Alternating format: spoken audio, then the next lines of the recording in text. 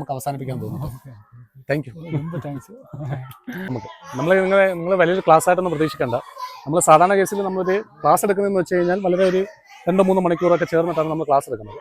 പക്ഷേ ഇവിടെ ഇപ്പം നമ്മൾ ജസ്റ്റ് ഒരു ഫംഗ്ഷൻ്റെ പേരിൽ നമ്മൾ ജസ്റ്റ് ഫയർഫോഴ്സിൻ്റെ എന്താണ് ആവശ്യം, അല്ലെ ഫയർഫോഴ്സിനെ എങ്ങനെയാണ് വിളിക്കേണ്ടത്, എന്തിനൊക്കെ വിളിക്കാം, നമുക്ക് കുറേ സംശയങ്ങളുണ്ടായിരിക്കും. എന്തിനൊക്കെ വിളിക്കാം ഫയർഫോഴ്സിനെ പറഞ്ഞോ? തീ പിടിക്കുമ്പോൾ വിളിക്കാം, അപകടം വരുമ്പോൾ വിളിക്കാം. പിന്നെ അപ്പോൾ നമ്മൾ ഇതിനകത്ത് ഫയർഫോഴ്സിൻ്റെ ആവശ്യം എന്ന് പറയുന്നത്, ഫയർഫോഴ്സിന് നമ്പർ അറിയുമോ? പറഞ്ഞോ. നമ്മുടെ ഫയർഫോഴ്സിൻ്റെ നമ്പർ എന്ന് വെച്ച് കഴിഞ്ഞാൽ 101 ആണ്. അത് നമ്മുടെ കേരളത്തിലെ ഫയർഫോഴ്സിൻ്റെ അല്ല, ലോകം മൊത്തമുള്ള ഫയർഫോഴ്സിൻ്റെ നമ്പർ ഏത് തന്നെയാണ്? 101 ആണ്. അപ്പോൾ ഈ 101 വിളിക്കുന്ന സമയത്ത് നമുക്ക് എവിടെ ആയിരിക്കും കിട്ടുന്നത്? അപ്പം നമ്മൾ യഥാർത്ഥം വിളിക്കുന്ന സമയത്ത് ഇപ്പോൾ BSNLന്റെ ഫോൺ നമ്പറിൽ നിന്നാണ് വിളിക്കുന്നതെങ്കിൽ നമുക്ക് കിട്ടേണ്ടതെന്ന് വെച്ച് കഴിഞ്ഞാൽ നമ്മുടെ കായംകുളം ഫയർ സ്റ്റേഷനിലാണ് കിട്ടുന്നത്. പക്ഷേ ചില സന്ദർഭങ്ങളിൽ നമുക്ക് കിട്ടുന്നതെന്ന് വെച്ച് കഴിഞ്ഞാൽ എറണാകുളം കിട്ടും, തിരുവനന്തപുരം കിട്ടും. പക്ഷേ അവിടെയൊക്കെ നമുക്ക് പറയാൻ പറ്റുമോ ഒരു ഫയർഫോഴ്സിൻ്റെ ആവശ്യമുണ്ട്? അല്ലെങ്കിൽ ഇപ്പം നമ്മുടെ ഇവിടെ ഒരു തീപിടുത്തം ഉണ്ടായി, അല്ല ഒരാൾ ഇപ്പം വെള്ളത്തിൽ വീണു, നമുക്ക് അവിടെ പറയാൻ ഒക്കുവോ സാറേ കായംകുളത്ത് വീണു, അല്ലെങ്കിൽ എറണാകുളത്താണ് കിട്ടുന്നെങ്കിൽ അവിടെ നമുക്ക് പറയാൻ പറ്റുമോ? കായംകുളം തന്നെ കഴിക്കാം. പക്ഷെ നിങ്ങൾ ഓർത്ത് വെച്ചേക്കുക, നമ്മൾ 101 വിളിച്ചു കഴിഞ്ഞാൽ കേരളത്തിലെ ഏതെങ്കിലും ഒരു ഫയർ സ്റ്റേഷനിൽ കിട്ടും. നിങ്ങൾക്ക് ആ കാര്യം ആ സ്റ്റേഷനിൽ തന്നെ പറയാം, കുഴപ്പമില്ല. അപ്പോൾ അവിടുന്ന് തന്നെ എന്ത് ചെയ്തോളും? കായംകുളം സ്റ്റേഷനിലേക്കോ അല്ലെങ്കിൽ മാവേലിക്കര സ്റ്റേഷനിലേക്കോ ഏത് സ്റ്റേഷനിലാണെന്ന് വെച്ച് കഴിഞ്ഞാൽ അവർ തന്നെ എന്ത് ചെയ്തോളും? ഡയറക്റ്റ് ചെയ്തോളും. നിങ്ങൾ 101 വിളിക്കുന്ന സമയത്ത് ഏതെങ്കിലും ഒരു ഫയർ സ്റ്റേഷനിൽ കിട്ടും. അപ്പോൾ അതുപോലെ നമ്മൾ ഓർത്തിരിക്കേണ്ട വേറെ നമ്പറോട് ഓർത്ത് വെച്ചേക്കണം. ഇപ്പം നമ്മൾ വിളിക്കേണ്ട എമർജൻസി സിറ്റുവേഷൻ ഉണ്ടായി കഴിഞ്ഞാൽ എല്ലാവർക്കും വിളിക്കേണ്ട ഒരു നമ്പറാണ് 112. ഏതാ നമ്പർ? 112. ഈ നമ്പറിന്റെ പ്രത്യേകത അറിയാവോ? ഈ 112 ഡയൽ ചെയ്ത് കഴിഞ്ഞാൽ നമുക്ക് ERSS എന്നാണ് അതിന്റെ പേര്, emergency response support system, ERSS എന്നാണ്. അപ്പോൾ ഈ നമ്പർ വിളിച്ചു കഴിഞ്ഞാൽ നേരെ കിട്ടുന്നത് വെച്ചാൽ തിരുവനന്തപുരത്തായിരിക്കും കിട്ടുന്നത്. അപ്പോൾ അവിടുന്ന് തന്നെ ആ കൺസേൺ, ഇപ്പം നമുക്ക് തീപിടുത്തം ആയിക്കോട്ടെ, വെള്ളപ്പൊക്കം ആയിക്കോട്ടെ, അല്ലെങ്കിൽ നമ്മൾ ആരെങ്കിലും ആക്രമിക്കാൻ പറ്റുന്ന ആയിക്കോട്ടെ, അല്ലെങ്കിൽ റോബറി ആയിക്കോട്ടെ, അല്ലെങ്കിൽ നമ്മളെ സംശയാസ്പദമായിട്ട് നമ്മൾ ഒരാളെ പുറമെ നമ്മളെ ഫോളോ ചെയ്യുന്നു, എന്ത് കാര്യം ഉണ്ടെങ്കിലും നിങ്ങൾക്ക് ഇതിനകത്ത് വിളിക്കാം. 112 വിളിക്കാം. 112 വിളിച്ചു കഴിഞ്ഞാൽ ഗുണമെന്ന് വെച്ച് കഴിഞ്ഞാൽ അതിൻ്റെ ഫൈനൽ ഡിസിഷൻ, അതായത് അത് പരിഹരിച്ചു എന്ന് അറിഞ്ഞിട്ട് മാത്രമേ അവർ ആ കണക്ഷൻ കട്ട് ചെയ്യത്തുള്ളൂ. അതായത് നിങ്ങൾ എന്ത് ചെയ്യണം? നിങ്ങളത് പരിഹരിച്ച് വിട്ടു, അല്ലെങ്കിൽ നിങ്ങൾ സേഫ് ആണ് എന്നുള്ള കാര്യം നിങ്ങൾ അറിയിച്ചിട്ട് മാത്രമേ അത് ഡിസ്കണക്ട് ചെയ്യത്തുള്ളൂ. ആ രീതിയിലാണ് 112. ERSS എന്നാണ്. ഈ ERSS വിളിക്കുന്നതിന് നമുക്കിപ്പോൾ എന്ത് വേണ്ട? നമ്മൾ ഡയൽ പോലും ചെയ്യണ്ട, ജസ്റ്റ് എന്ത് ചെയ്താൽ മതി? അതറിയാവോ? നമുക്കിപ്പം ഇത് സ്വിച്ച് ഓൺ പോലും ആക്കണ്ട. ഇതിപ്പം നമ്മൾ താഴെ നമ്മൾ എമർജൻസി നമ്പർ എന്ന് പറഞ്ഞുകൊണ്ട് എല്ലാ ഫോണുകളിലും താഴെ എന്തുകൊണ്ട് ഡയൽ ചെയ്യേണ്ട ആവശ്യമില്ല, എമർജൻസി നമ്പർ എന്ന് പറഞ്ഞുകൊണ്ട്. അപ്പം നമ്മൾ കീപാഡ് ആക്റ്റീവ് ആക്കുകയും വേണ്ട. ഇപ്പോൾ കീപാഡ് ആക്റ്റീവ് ചെയ്തു. നമ്മൾ എമർജൻസി നമ്പർ എന്ന് പറഞ്ഞ് താഴെ വരും. അതിനകത്ത് നമ്മൾ എന്ത് ഡയൽ ചെയ്താൽ മതി? 101 ഡയൽ ചെയ്യാൻ പറ്റും. പക്ഷേ നമ്മൾ ERSSലേക്ക് 112 വിളിക്കുന്നതിന് നമുക്ക് എന്ത് ചെയ്യണ്ട? കീപാഡ് പോലും ആക്റ്റീവ് ആക്കണ്ട. നമ്മൾ ഓഫ് ആക്കുന്ന ബട്ടൺ ഉണ്ടല്ലോ, ഒരു 3 പ്രാവശ്യം അല്ല 5 പ്രാവശ്യം ഒന്ന് പ്രസ് ചെയ്ത് കഴിഞ്ഞാൽ, നോക്കിയേ, ഒരു 3 പ്രാവശ്യം കണ്ടോ, പ്രസ് ചെയ്ത് കഴിഞ്ഞാൽ എന്ത് ചെയ്യും? എമർജൻസി നമ്പറിലേക്ക്, ആ 112 കോൾ പോകും. ഈ 112 കോൾ ചെയ്തിട്ട് നമ്മൾ ഇങ്ങനെയാണ് പലപ്പോഴും നമ്മൾ എന്ത് ചെയ്യുന്നത്? നമ്മൾ അറിയാതെ പോലും കോൾ പോകുന്നതെന്ന് വെച്ചാൽ എന്തായിരിക്കും? നമ്മൾ ഏതെങ്കിലും കോൾ കട്ട് ചെയ്ത്, ഇപ്പം നമ്മൾ ഡിസ്പ്ലേ ഓൺ ആക്കിയത് ഡിസ്പ്ലേ കട്ട് ചെയ്യുന്നതായിരിക്കും. പക്ഷേ 2 പ്രാവശ്യം പ്രസ് ചെയ്യുമ്പോഴത്തേക്ക് നമ്മൾ അറിയാതെ തന്നെ എങ്ങോട്ട് കോൾ പോകും? എമർജൻസിയിലേക്ക്. അപ്പോൾ അത് ഓർത്ത് ചെയ്യണം. നമ്മൾ ഈ ഓഫ് ആക്കുന്ന ബട്ടൺ ഒരു 3 പ്രാവശ്യം അല്ല 5 പ്രാവശ്യം പ്രസ് ചെയ്ത് കഴിഞ്ഞാൽ നമുക്ക് എന്ത് ചെയ്യാൻ പറ്റും? എമർജൻസി നമ്പറിലേക്ക് പോകും. അതിനകത്തെന്ന് വെച്ച് കഴിഞ്ഞാൽ എല്ലാ സേവനങ്ങൾക്കും നിങ്ങൾക്ക് എന്ത് ആവശ്യങ്ങൾക്കാണെങ്കിലും എന്ത് ചെയ്താൽ മതി? എമർജൻസി റെസ്പോൺസിൽ സപ്പോർട്ട് സിസ്റ്റത്തിലേക്ക് വിളിച്ചാൽ മതി. പിന്നെ ഫയർഫോഴ്സിനെ വിളിക്കണമെന്ന് വെച്ച് കഴിഞ്ഞാൽ A to Z കാര്യങ്ങൾ. ഇപ്പോൾ ഈ ഇടയ്ക്ക് നമ്മൾ ഉണ്ടായിരുന്ന മോതിരം കുടുങ്ങിയ കേസൊക്കെ ഉണ്ട്. നമ്മുടെ കായംകുളം ഹോസ്പിറ്റലിൽ നിന്ന് നമുക്ക് അവിടെ കൊണ്ടുവരും. അതായത് മെഡിക്കൽ കോളേജിൽ കൊണ്ടുപോകുന്നതിന് മുമ്പ് നമ്മുടെ അവിടെ കൊണ്ടുവന്നിട്ടാണ് നമ്മൾ എന്ത് ചെയ്യുന്നത്? കട്ട് ചെയ്ത് കൊടുക്കും. അപ്പം A to Z കാര്യങ്ങൾക്ക് നിങ്ങൾക്ക് എന്ത് ആവശ്യങ്ങൾക്കും എന്തിനെ വിളിക്കാം? ഫയർഫോഴ്സിനെ വിളിക്കാം. നിങ്ങൾക്ക് നമ്പർ എത്രയാണ്? നിങ്ങൾ പറയുമോ? 101. അപ്പോൾ ഇതിനകത്ത് വേറെ കാര്യം എന്ന് വെച്ച് കഴിഞ്ഞാൽ ഈ 101 വിളിച്ചു കഴിഞ്ഞാൽ നിങ്ങളിപ്പോൾ ഒരു തീപിടുത്തം ഉണ്ടായിട്ട് ഫയർഫോഴ്സ് വന്നു. ഫയർഫോഴ്സ് വരുന്നതിന് മുമ്പ് നമ്മൾ തീ അണച്ചു പോയി കഴിഞ്ഞാൽ വല്ല കേസ് വല്ലതും എടുക്കുമോ? ഫയർഫോഴ്സിനെ പറ്റിച്ചൊന്നും പറഞ്ഞ് നമുക്കൊരു തീപിടുത്തം ഉണ്ടായി, ഫയർഫോഴ്സിനെ വിളിച്ചു, പക്ഷേ ഫയർഫോഴ്സ് വരുന്നതിന് മുമ്പ് തീ അണച്ചു പോയി. എന്തെങ്കിലും വിഷയമുണ്ടോ? ഒരു വിഷയവുമില്ല. നിങ്ങൾ എമർജൻസി ആയിട്ടാണ് വിളിക്കുന്നതെങ്കിൽ ഒരു കുഴപ്പമില്ല. അപ്പോൾ നമ്മൾ എന്ത് ചെയ്യും? റിപ്പോർട്ടൊക്കെ ഒന്ന് നോട്ട് ചെയ്തിട്ട് പോകും, എന്താണ് സംഭവിച്ചതെന്ന് നോക്കി ചെയ്തിട്ട് പോകും. അല്ലാതെ ഒരു സിസ്റ്റം ഇല്ല. പിന്നെ എത്ര രൂപ അടയ്ക്കണം നമ്മൾ ഫയർഫോഴ്സിലേക്ക്? ഒരു വണ്ടി വന്നു കഴിഞ്ഞാൽ എത്ര രൂപയാണ് അടയ്ക്കേണ്ടത്? പറഞ്ഞു. 5 പേരാണ് ആ യൂണിറ്റിൽ നിന്ന് വരുന്നത്. അപ്പോൾ ആ ഒരു ഫയർഫോഴ്സിലേക്ക് വന്നു കഴിഞ്ഞാൽ എത്ര രൂപയാണ് അടയ്ക്കേണ്ടത്? ഒന്നും അടയ്ക്കണ്ടേ? പറഞ്ഞോ? അടയ്ക്കണം. അതാ ഞാൻ ചോദിച്ചത്. ഒരു വണ്ടി വന്നു കഴിഞ്ഞാൽ ഫ്രീ ആണ്. രണ്ടാമത്തെ വണ്ടി വന്നു കഴിഞ്ഞാൽ എത്ര അടയ്ക്കണം? അല്ല, നമ്മളിപ്പോൾ നമ്മൾ സമൂഹത്തിൽ നിൽക്കുമ്പോൾ നമ്മൾ അങ്ങനെയൊക്കെ അറിയണ്ടേ? നമുക്ക് ഫയർഫോഴ്സിനെ വിളിക്കുന്ന സമയത്ത് ഇല്ലയോ? ആകെ കാണിച്ചു കൊടുക്കുന്നു നിങ്ങൾക്ക്. അല്ല, നമ്മളിങ്ങനെ സ്റ്റുഡൻസ് ഒക്കെ ആകുന്ന സമയത്ത് നമ്മൾ അറിഞ്ഞിരിക്കണം എന്താണ് ഫയർഫോഴ്സിനെ വിളിക്കുമ്പോൾ. നമ്മൾ പറയും ഒരു ചെറിയ തീപിടുത്തമല്ലേ, ഫയർഫോഴ്സിനെ വിളിച്ചാൽ ചിലപ്പോൾ പേ ചെയ്യേണ്ടി വന്നാലോ, അല്ല അവർ വരുന്നതിന് മുമ്പ് തീർന്നു പോയാലോ. ഒരു കുഴപ്പമില്ല. നിങ്ങൾക്ക് എല്ലാ സർവീസും എന്തുവാണ്? ഫ്രീ ആണ്. എത്ര വണ്ടി വരെ വരും? 1, 2, 3, 4, 5, 10 എത്ര വണ്ടി വേണം വരും. നിങ്ങൾ എത്ര വണ്ടി വിളിക്കണം? ഒറ്റ വണ്ടി വിളിച്ചാൽ മതി. നിങ്ങൾ കായംകുളം ഫയർ സ്റ്റേഷനിൽ മാത്രം അറിയിച്ചാൽ മതി. അവർ വന്ന് നോക്കും എത്ര വണ്ടി ആവശ്യമുണ്ട്. പിന്നെ ബാക്കിയുള്ള വണ്ടികളെല്ലാം ആര് അറേഞ്ച് ചെയ്തോളും? അവർ അറേഞ്ച് ചെയ്തോളും. പിന്നെ നിങ്ങൾ ഒന്നും നോക്കണ്ട, ഫുള്ള് ആര് കൺട്രോൾ ചെയ്തോളും? ഫയർഫോഴ്സ്. നമ്മൾ ഒറ്റ വണ്ടി അറിയിച്ചാൽ മതി. അത് അറിയിക്കുന്ന നമ്പർ എത്ര?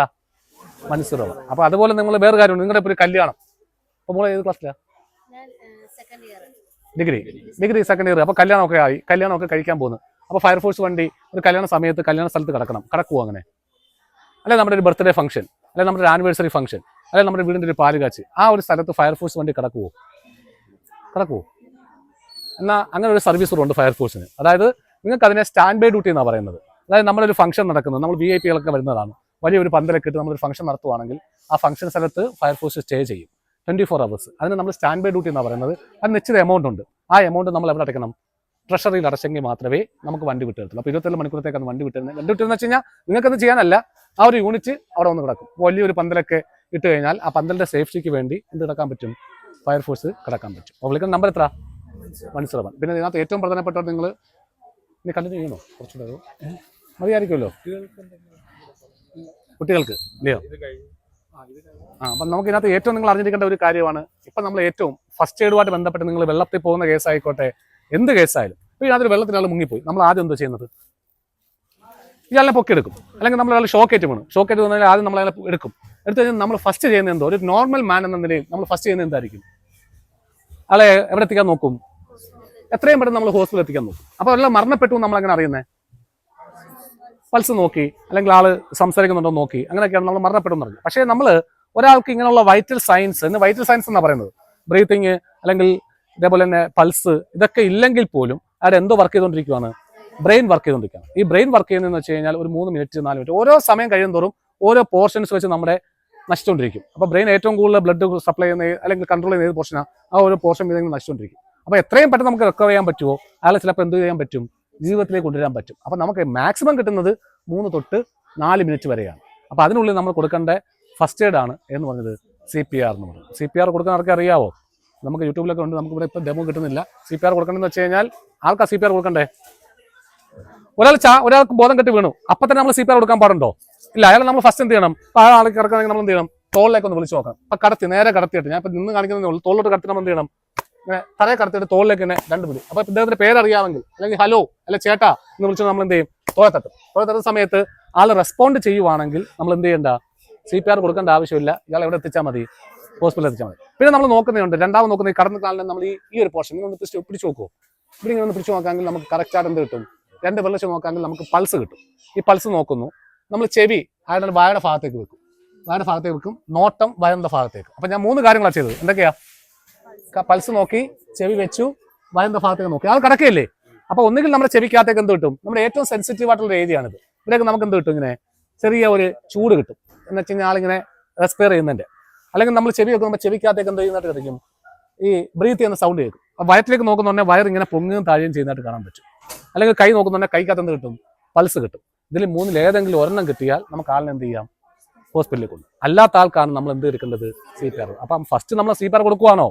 ഈ വൈറ്റൽ സയൻസ് ഉണ്ടെങ്കിൽ നമുക്ക് അവിടെ എത്തിക്കാൻ പറ്റും, ഹോസ്പിറ്റലിൽ എത്തിക്കാൻ പറ്റും. അതിന് നമ്മൾ ചെയ്യേണ്ടതെന്ന് വെച്ച് കഴിഞ്ഞാൽ കൈ താണ്ട ഈ ഒരു പൊസിഷൻ പിടിക്കുമോ?